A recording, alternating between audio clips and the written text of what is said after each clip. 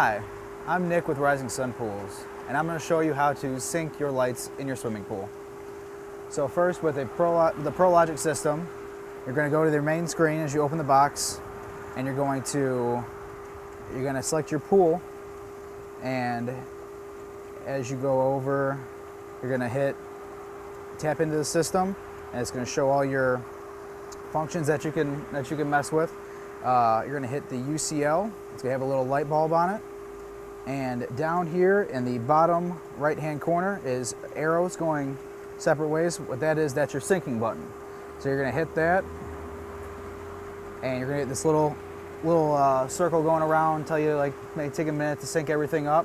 And after that thing is gone, then all your lights are synced, and from there you can select what color lights you want, what themes you want going.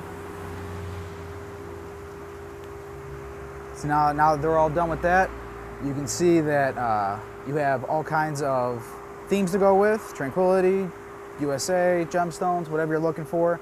Also, if you click right here, is a button with a light and a little water above it.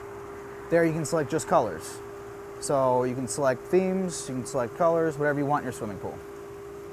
And if you have any other questions, feel free to call the store and they'll be able to answer anything you have.